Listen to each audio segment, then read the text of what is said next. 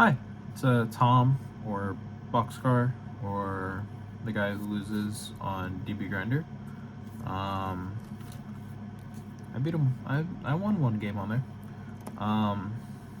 But no, I just want to take some time to talk about my top 8 Malice deck from YCS Vegas last weekend. Recording this like the Sunday after the YCS, so like a week later.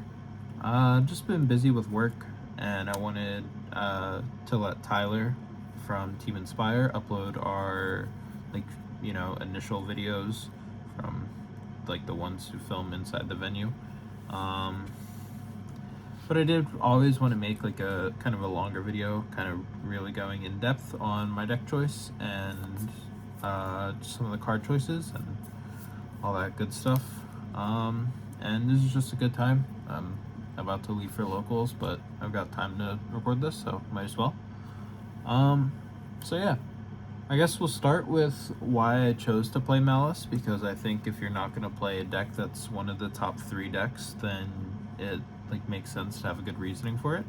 So the reason I played Malice, so originally we were all going to do Draco Tail before Burst Protocol came out, because we thought it was going to be like tier 0 Draco Tail.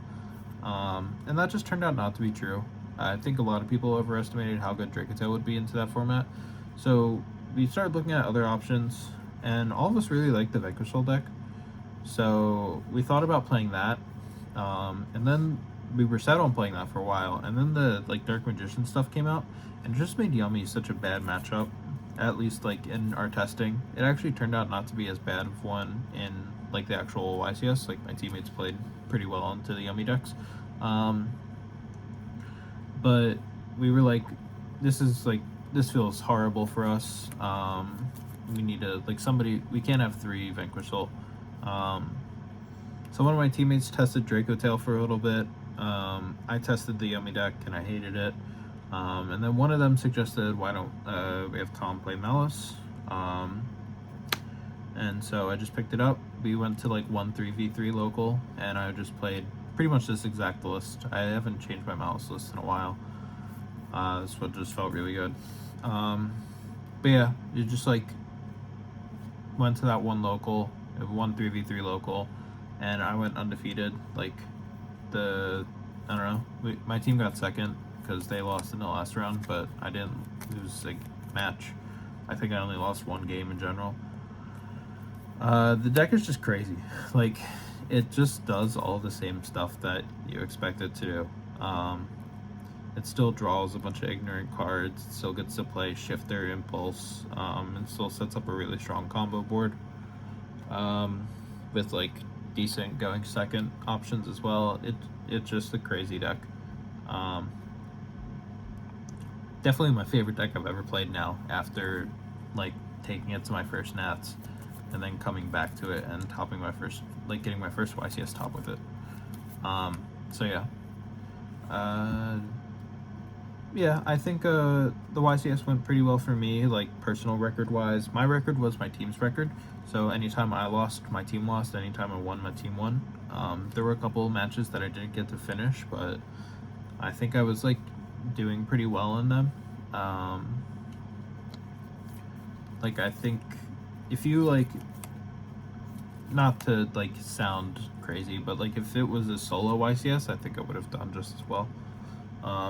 Just based off of like if I played against all the same matchups and stuff.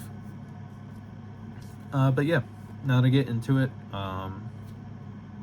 after talking about like why I played the deck, here's the list I played. Some of it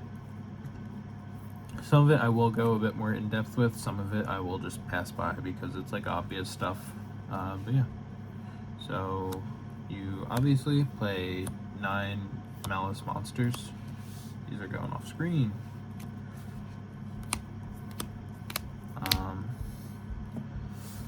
These cards are just really strong. Not that anyone needs to know that at this point. I think if like more of these were legal, you would obviously play more, and you could cut into like the number of cat you play or something. But that like these are still really fine ratios. Cat's a really strong card, and it works well with like literally any card you could draw. and like these aren't even all your starters, because you play a bunch of spell cards and stuff, and the hands that are 2-card combo in this deck are actually just absurd. You like get to your strongest end board and play through like the world. In addition, play 3 of the spells. This card is really strong. I don't think a lot of other Maliss players like utilize it that well. Like getting to go mirror, like banish, and then add a guy, summon a guy is like super underrated. I feel like a lot of people, like when I was doing it in Maliss matchups or like doing it against players, they were like, holy shit, that's crazy. Yeah, I don't know. You guys should be banishing mirror more, I guess. And then I played 2 trap cards.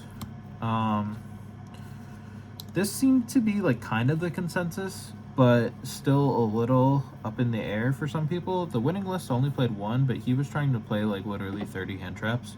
So yeah, I'll talk about the trap cards.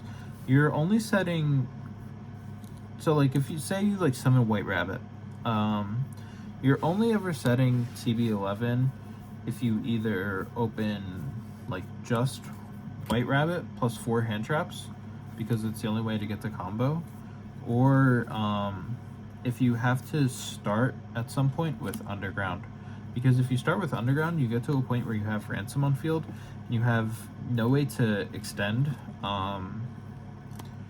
so you have to like use TB11 to banish the Ransom, and then that gives you 2 bodies to play with, so then you get to go like Ransom plus Guy into Cyber's Wicked, and then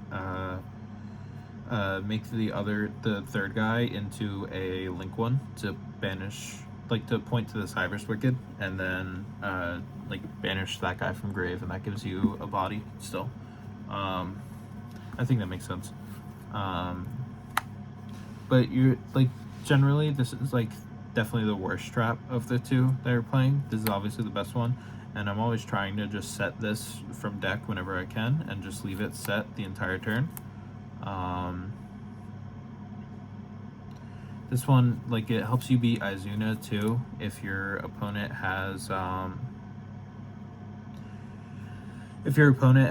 like Izuna Lupus. You can just leave this set and then leave the Ransom on field, and then when your opponent goes Lupus Effective Disease, you just flip this up and banish a different Maliss card. But yeah, obviously MTP is like a really strong one. GWC is the one that like has been shaved from a lot of lists. It's in my side deck, and I'll talk about it more when we get to my side deck. You're playing the Adgonster cards. Obviously, these cards are just insanely strong. Just generate so many free bodies, and you get access to them every combo through Cyber's Wicked. Goldsark and Terraforming. Just 2 more copies of the field spell. I tried to play as much consistency as possible, since Dormouse is at 1 and White Rabbit's like the worst 1-card combo of all time. So yeah, I wanted to play these cards. And then 2 Allure. These are kind of like the engine and non-engine in this deck. I only played 2 because I liked all my other ratios so much that like when I like put everything in like Dueling Book to make my deck list, the last 2 spots were there, and I was like, oh, this is where Allure should go. It just worked out really well. Obviously the more Allure you play, it's really good. But since the Maliss names are hit pretty heavily, this does lose a little bit of value, because it means you're less likely to draw them, which means you're like banishing different dark monsters, which is just far less good. Allure, like I said, is kind of engine and non-engine, so you could either consider this deck to be 20 engine and then 20 non-engine with the Allures, or 22 and 18. I know I just showed it just by doing this, but I want to talk about the Charmies last, because that's kind of the like more unique part about my deck in comparison to the other Maliss lists. So to start, for like the more typical non-engine, we'll start with another thing that's like kind of engine. Played 3 Bestials. These were in there because they're really good extenders and really good hand traps. Didn't realize how popular Fiendsmith Yummy was going to be. I thought the Asmina Yummy version was going to be better, and that's why I played these too, because now with how lines are going, a lot of people are still tributing either the Mu or the Dark Magician, and both those are like good Bestial targets. But now that Fiendsmith Yummy was like in the format, these cards just got like so much better. Just like being able to snipe engravers and stuff like that. Yeah, Bestials are really good. Big fan of them right now. Including the Baldrake that I misplayed with in my top 8 match, but we can talk about that. Shifter, played the buy one, of course, because it's toxic. Yeah, I had nothing to say about Shifter. It should be banned. 3 Ash, 3 Impulse, 3 Imperm. Nothing to really say about these cards. I don't really have any notable interactions with Imperm or Ash. Impulse was really strong though. Yeah, I just like drew it. I kept drawing it against Dracatail players, and they just like I just kept pushing their shit in. There's one game I drew it against a Dracatail player twice. Like, I opened it and then I drew it for turn, and it was so good, dude. Like, I actually just basically played uninterrupted. And now for the Charmies. So these kind of go back to what I was saying earlier about my team needing somebody to beat Yummy opponents. These are one of the only hand traps you can use against a Yummy deck besides Shifter that like reliably will beat them. So made it so that the hand traps that beat the Yummy deck and just stop them is 6 instead of 1, which is definitely nice. 6 is a bigger number than 1. But yeah, like a lot of the other Maliss players, like one of them had a Mitsurugi player, and that deck just beats the shit out of Yummy. The other Maliss players that got 9th place had 3 Maliss players, so they're just like, it's not as important for them. But yeah, I just wanted a card that like helped me reliably beat Yummy going 2nd, and the Charmies were like obviously the best option for that. I don't think like the other Maliss players in Top Cut were wrong for not playing Charmies though. I think it makes sense. Like, you just want to draw a bunch of cards that are all live.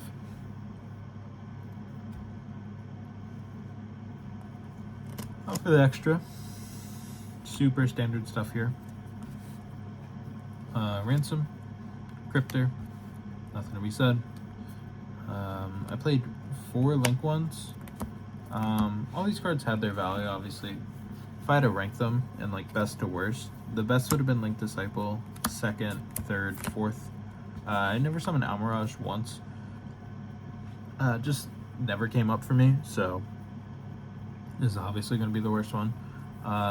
Link Spider was like fake playing through Nib, because every time I got nibbed and made it, my opponent just activated another hand trap to stop me. Lingerbo is pretty good. There were times where I wish I had a 2nd, but I also didn't feel like I needed it. I was perfectly fine just having the 1. And Link Disciple is the best Link one because it's a different attribute. So it made this is how I was making Heat Soul, like pretty much always.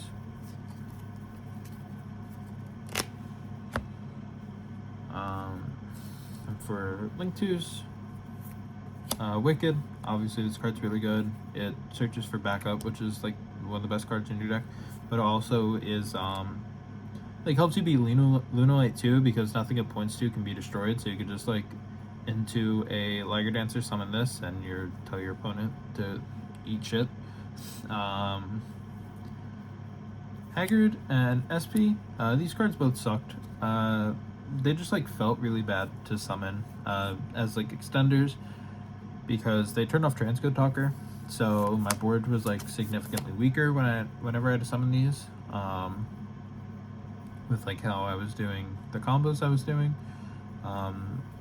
Yeah, just never really felt good to summon.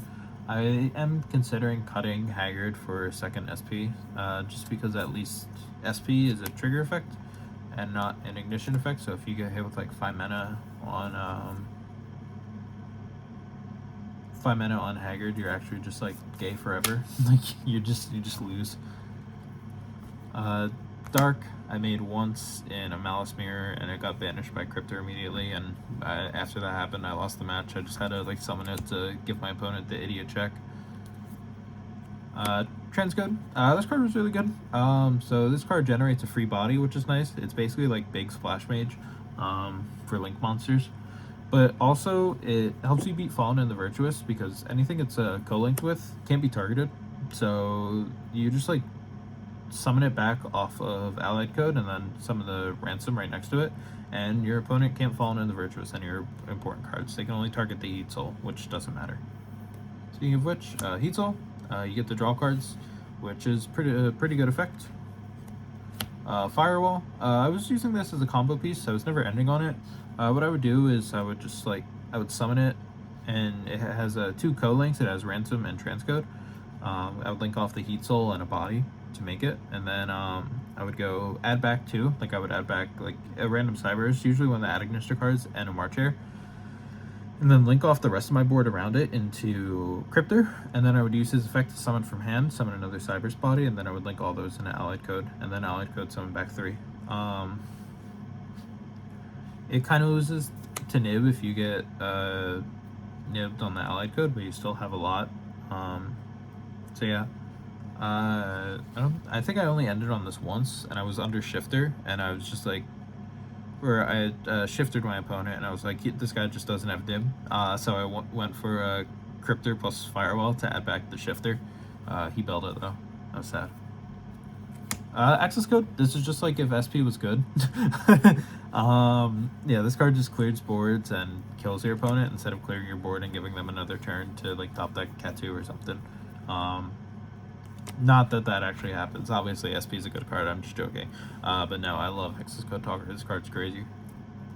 And this card was Allied Code, obviously. It says Omni, Negate, and Banish. And you want that in your deck. And somebody actually asked me in the Maliss Facebook group how many times did my Allied Code get Fallen in the Virtuous, and I told him 0. And lastly, for the side deck, so start, I mentioned this earlier, I played GWC in the side. To talk more about that, this card is like a really good ceiling card. Gives you like more ways to play on your opponent's turn, and you don't have to sequence your plays like in the exact way. And if you get ashed on MTP, then you kind of just lose. This card lets you do a lot more. Lets you summon back lets you summon things in like whatever order you want, and you can use Cryptor before you use MTP, or you can use MTP before you use Cryptor. Like either way, you just get to play how you want to play, which is nice. But it is a brick. It's the worst brick in the deck. It doesn't help you beat a hand trap, because you like if you normal summon a guy with this set, you can't activate this because you don't have a guy engrave. It also like is not needed to do combo ever, so it like doesn't help you beat a hand trap that way. Yeah, this card's just a brick, but it raises ceiling, so that's why I decided to side it. I put it in every time I went first. I took it out every time I went second, and it was good. It also like helps you against like Draco Tail and branded decks, because decks that can't kill you will usually just try and summon as many big guys as possible and attack you until you can't like summon guys on your next turn. So being able to summon back a body that's 2500 that blocks damage and also like gains you life back is pretty good. Mistaken Arrest.